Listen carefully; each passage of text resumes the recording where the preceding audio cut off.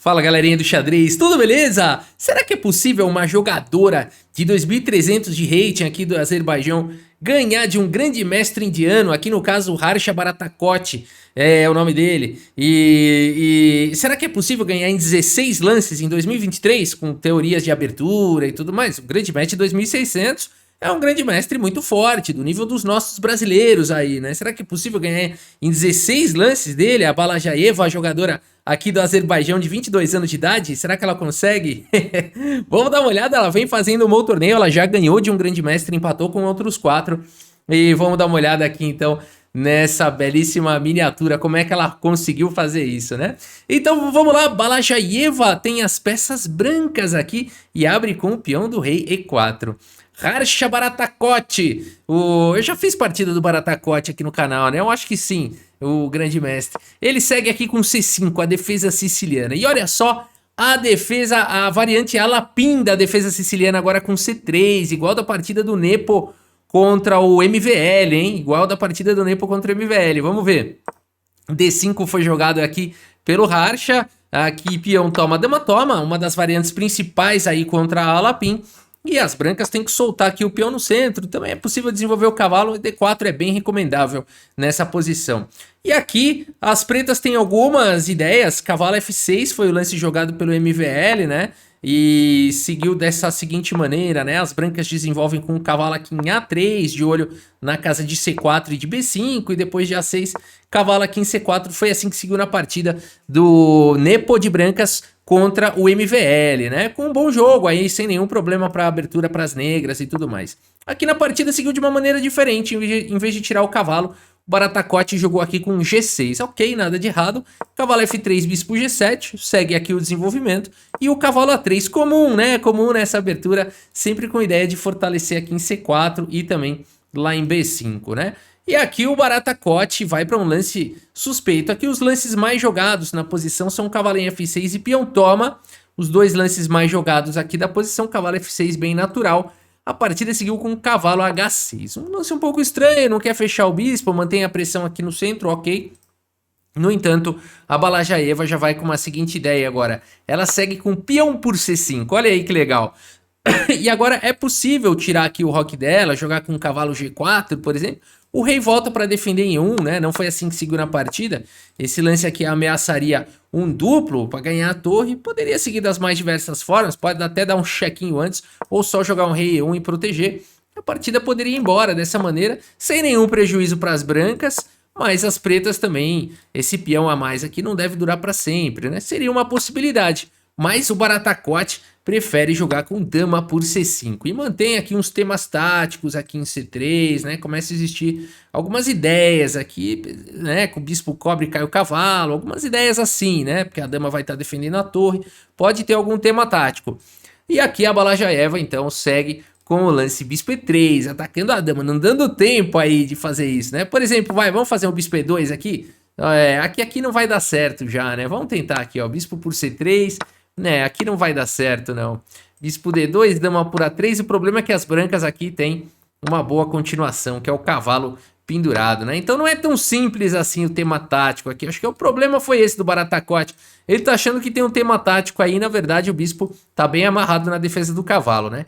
Bispo E3 foi jogado, portanto, atacando a dama vem para casa de A5, tentando manter os temas táticos.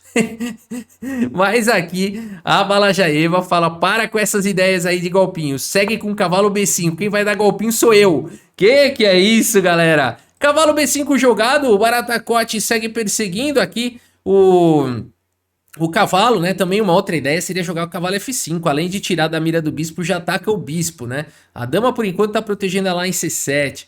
Seria possível jogar um cavalo F5, mas tudo bem, talvez seja difícil jogar contra essa ideia de bispo F4, né? Então, e as brancas poderiam colocar um cavalo aqui em C7. No entanto, E5, o jogo vai embora bem complicado, bem confuso, e não dá pra saber o que tá acontecendo direito, né?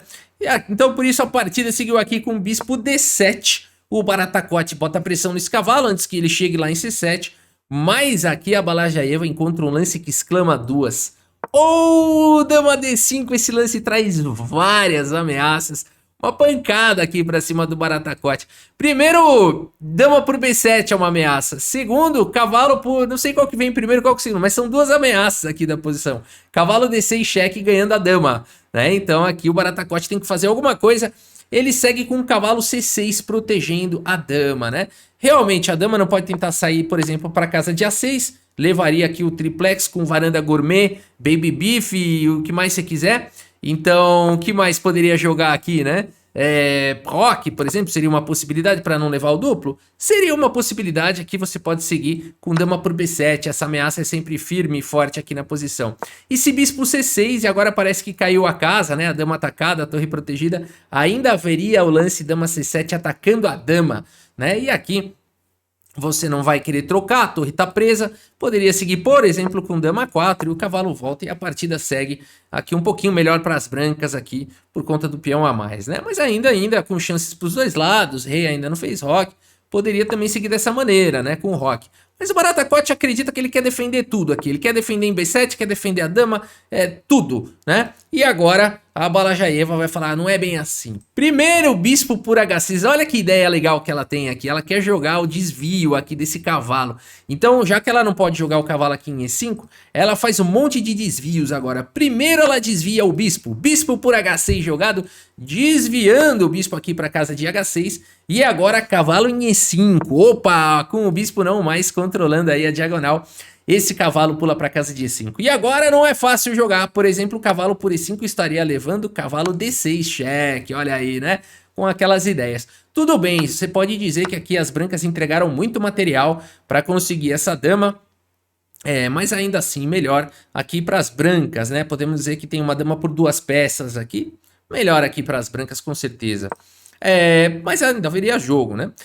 Mas melhor para as brancas. A partida seguiu com o roque aqui pelo Baratacote. E ele vai para a seguinte ideia. Ele entrega agora aqui o bispo, porque realmente aqui é difícil, né? Tirando o cavalo por E5, o que mais você pode jogar aqui? Talvez um grande roque, né?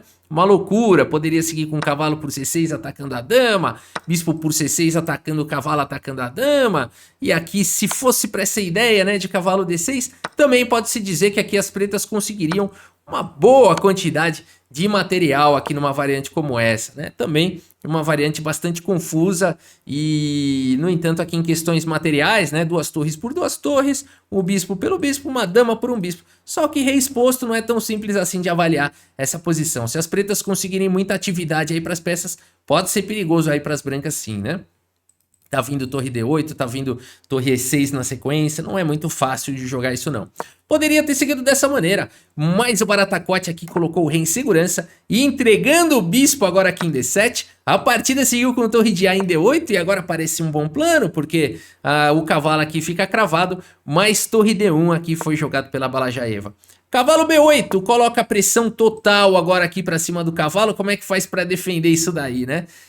Aqui a ideia é bacana, porque se dama por B7, tentando proteger aqui o cavalo duas vezes, poderia seguir com dama por A2, com uma continuação bem interessante.